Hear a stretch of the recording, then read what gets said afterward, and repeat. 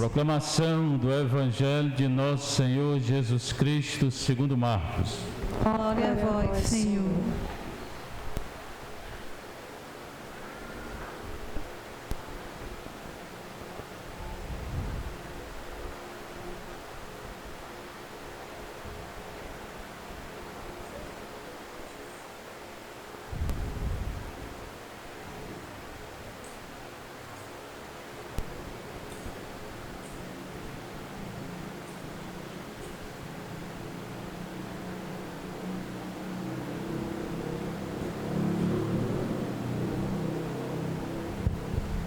Quando passou o sábado, Maria Madalena e Maria, mãe de Tiago e Salomé, compraram perfumes para ungir o corpo de Jesus.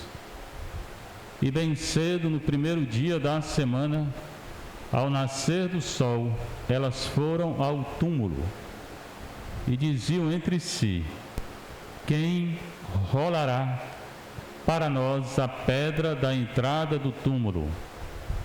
Era uma pedra muito grande, mas quando olharam, viram que a pedra já tinha sido retirada.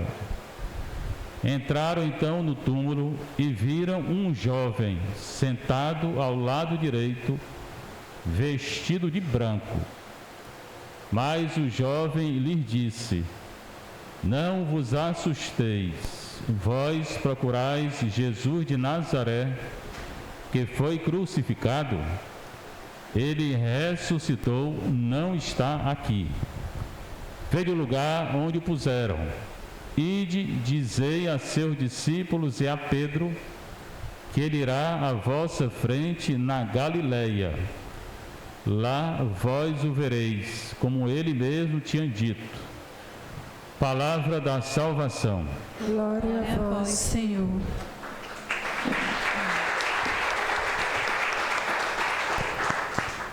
Você está ao pouco, você que está em casa, você que está aqui na nossa paróquia de Santa Terezinha, Vicente Pison.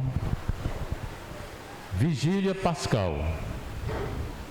Todas essas leituras, porque Jesus é a palavra de Deus. Se ele é a palavra de Deus, tem que escutar a palavra.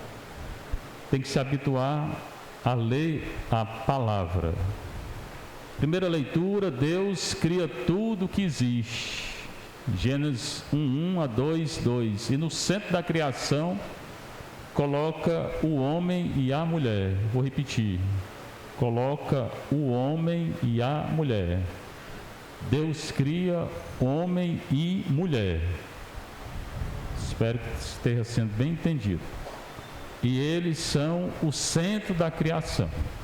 Não tem outra coisa. O centro da criação é um homem e uma mulher. Não tem outra coisa. E disse que os dois deveriam dominar a criação. Hoje existem vários erros teológicos, né? Tem um tal de ecologismo na igreja que coloca a natureza acima do homem. Não está acima do homem. O homem está acima da natureza. Não foi feito para destruir a natureza, mas foi feito para dominar a natureza. Foi isso que Deus mandou. Mas esse exagero de ecologia, até os estados aí estão fazendo leis querendo colocar a natureza, proteger, já tem até pecado contra a natureza, né? Querendo colocar a natureza acima do homem. Isso não existe. Isso é uma falsa interpretação da Sagrada Escritura. E já estão censurando, pode censurar, cortar, fazer o que quiser. E Deus cria homem e mulher, não cria outra coisa, né? O verbo hebraico é dominar. O homem foi feito para dominar a natureza. Concordo que não pode destruir, mas dominar, tem que dominar. Segunda leitura é também no livro do Gênesis, o sacrifício de Abraão. Abraão, que foi provado por Deus, pegou o filho, né? Deus pediu o filho dele em sacrifício para entregar, para matar o filho, né? Em oferenda a Deus. Já refleti essa leitura, muita gente se assustou, e o menino não sabia, era o Isaac, né? O filho da velhice de Abraão. O menino levou a lenha nas costas Esse menino é a figura de Cristo. De Cristo também leva a lenha, leva a cruz, né? E Cristo vai ser crucificado, né? Abraão pega o menino, né, coloca em cima da lenha e ia sacrificar. Quando Deus intervém, manda o anjo do Senhor, e no lugar do menino é sacrificado um cordeiro. O cordeiro é Cristo. Deus queria provar a fé do Abraão. Mas no Antigo Testamento havia sacrifício, né, de pessoas, né? Isso está certo? Não, mas havia. Tem 3 exemplos de sacrifício de pessoas no Antigo Testamento. No caso de Abraão, era para provar a fé do Abraão. E o menino é figura de Cristo. A lenha que ele leva é a cruz de Cristo. O cordeiro é Cristo e fala no 3º dia. Jesus ressuscita no 3º dia. Depois tem a leitura do livro do Êxodo, que é Israel sai do Egito, estava sendo oprimido pelo faraó. Deus liberta Israel do Egito, institui a Páscoa, dá a lei para o povo, manda o povo ser santo. E aqui tem um canto. Quando Israel sai do Egito, eles cantam um canto de vitória. Antes do canto, atravessa o Mar Vermelho. O faraó vai atrás deles e depois o faraó, com toda a tropa, é envolvido pelas águas e morrem. Porque o faraó queria matar o povo de Israel. Quem acaba morrendo é o faraó, junto com todo o exército dele. É o que a leitura diz. Êxodo 14. No Êxodo 15, eles vão cantar a vitória, que foi cantado o salmo. Depois tem Isaías 54 e 55. Primeiro 54. Isaías 54 fala de um esposo e de uma esposa, de uma mulher abandonada e de alma aflita. Uma esposa repudiada na mocidade. Repudiada porque essa esposa pecou. Mas essa esposa representa ao mesmo tempo o povo de Israel, que eles também pecaram. Aí Deus perdoa o povo, a esposa é perdoada e volta a conviver com o esposo. O esposo de Israel é Deus. O esposo da igreja é Cristo. Então esse esposo é Cristo e a igreja é a esposa dele. Também é Maria. Maria que é a figura da igreja e Israel, nós, né? Na igreja também Israel é a figura da igreja. Nós somos o novo Israel, está lá em Gálatas. Depois Isaías 55. Assim como a chuva, a água desce do céu e irriga, a chuva desce do céu, assim acontece com a palavra de Deus, né? Ela não volta para Deus sem cumprir aquilo que Deus manda. Então, essa ênfase da palavra de Deus. Meus caminhos estão acima dos vossos caminhos, e meus pensamentos acima dos vossos pensamentos, quanto está o céu acima da terra. Os caminhos de Deus muito acima dos nossos caminhos, né? Os pensamentos de Deus muito acima dos nossos pensamentos. Como o céu, né? Está acima da terra. Como a chuva e a neve descem do céu e não voltam para lá sem irrigar a terra, assim acontece com a palavra de Deus. O que ele fala acontece. O que Deus manda vai acontecer. Sexta leitura do profeta Baruque, fala da sabedoria que Israel perdeu. Perdeu porque pecou.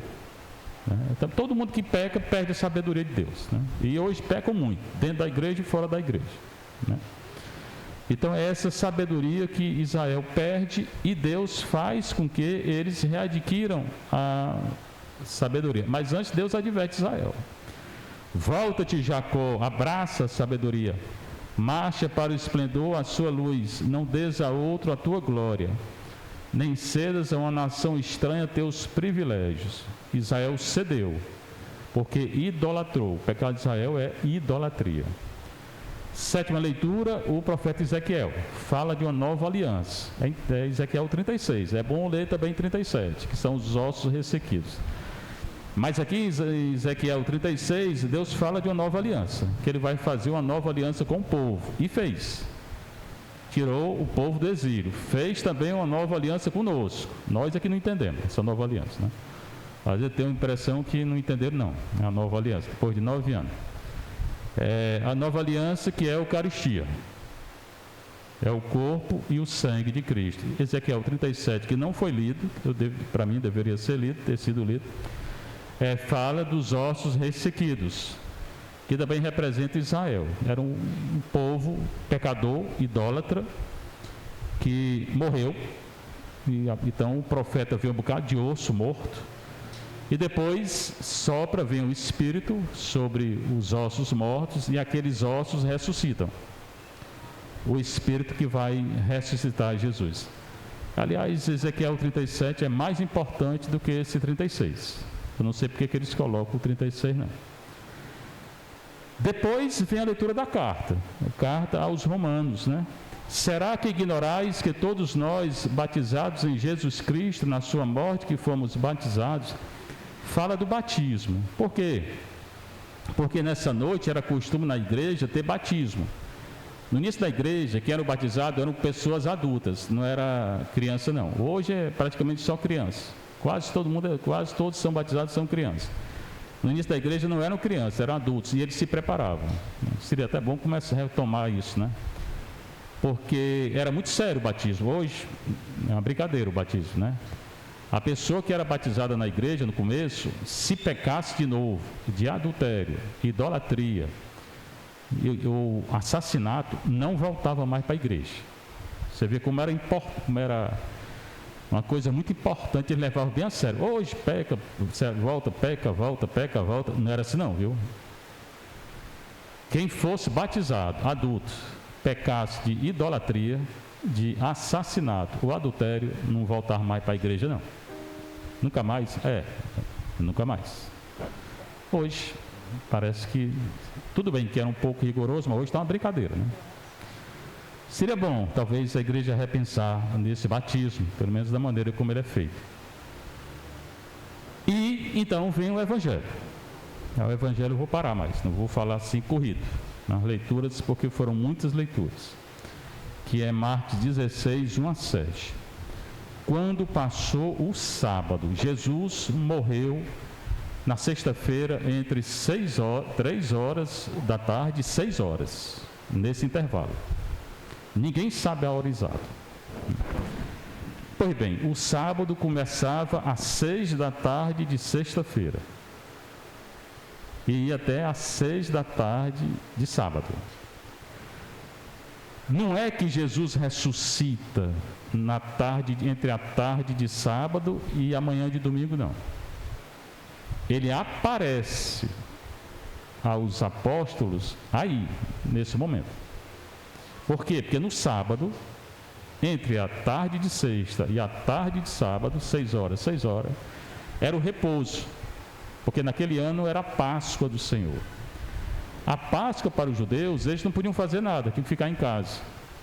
Contava até os passos, só podia dar tantos passos. Mais do que tantos passos não podia dar não. Então, elas não foram ao sepulcro antes, as mulheres, aqui Madalena e Maria, mãe de Tiago e Salomé, 3 mulheres. Elas não foram ao sepulcro no sábado, porque era proibido, só isso. Porque elas teriam ido no sábado. Elas teriam ido entre a tarde de sexta e a tarde de sábado. Então, como era proibido, que era Páscoa, e na Páscoa, segundo a lei do judeu, não podia fazer nada, não podia andar, caminhar muito, e Jesus tinha sido enterrado fora dos muros da cidade, como morreu também fora dos muros da cidade, elas não puderam ir. Mas, assim que caiu a tarde de sábado, 6 horas da tarde de sábado, elas foram entre 6 horas e a manhã de domingo. O Evangelho diz, aqui diz quando passou o sábado. Então, se passou o sábado, foram no domingo. Maria Madalena e Maria, mãe de Tiago e Salomé, 3 mulheres, compraram perfumes para ungir o corpo de Jesus. Não foram antes porque não podiam, já expliquei. Os mortos eram ungidos com perfume, depois de morto, era costume deles. Nós não fazemos isso, né? Porque uma vez que a gente enterra, pronto, fica lá dentro do caixão. Não era assim. O que é melhor do jeito que eles faziam. Porque hoje em dia enterra, às vezes a pessoa acorda de novo dentro do caixão, aí não tem jeito, né? Lá era uma rocha que eles cavavam e era bem, bem grande, podia ser bem grande, colocava o morto lá, se levantasse, pronto, ótimo, não morria. E eles ainda iam ungir o corpo do morto com perfume, depois da morte. É melhor do que hoje, né? Eu vou mandar cavar uma rocha aí também para botar dentro, porque se eu acordar, pelo menos, né? Aí traz creme de galinha.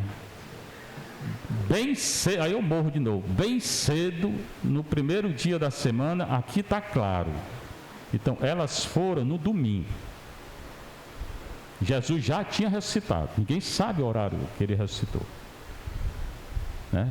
No primeiro dia da semana, ao nascer do sol, era só no domingo. Ele foi enterrado entre 3 horas e 6 de sexta. Elas foram na manhã de domingo. Ao nascer do sol, elas foram ao túmulo. Pode perguntar por que não foram a partir de sábado à tarde. Pergunta a elas, né? Talvez que fosse escuro, era longe da cidade, tinha que sair da cidade. E elas diziam entre si, então era domingo de manhã cedo, já tinha nascido o sol. Quem enrolará para nós a pedra da entrada do túmulo? Então, de novo, cavava uma rocha, dentro dessa rocha colocava o morto, geralmente em cima de uma cama de pedra, porque tudo era pedra, e na frente da abertura lá colocava uma pedra redonda, bem grande assim. Não tinha porta assim como nós temos hoje. Porta tinha, mas só que era mais seguro colocar uma pedra. Então rolaram uma pedra redonda.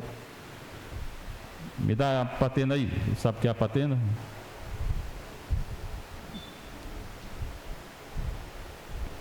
Esse lá acerta aí o que é a patena. Vixe, sabe mais do que eu. Redonda assim, só que era uma pedra. Aí botava na frente entendeu? Da caverna, tipo uma caverna, abria, aí rolava a pedra, botava lá em frente. As mulheres não tinham força para tirar a pedra pesada.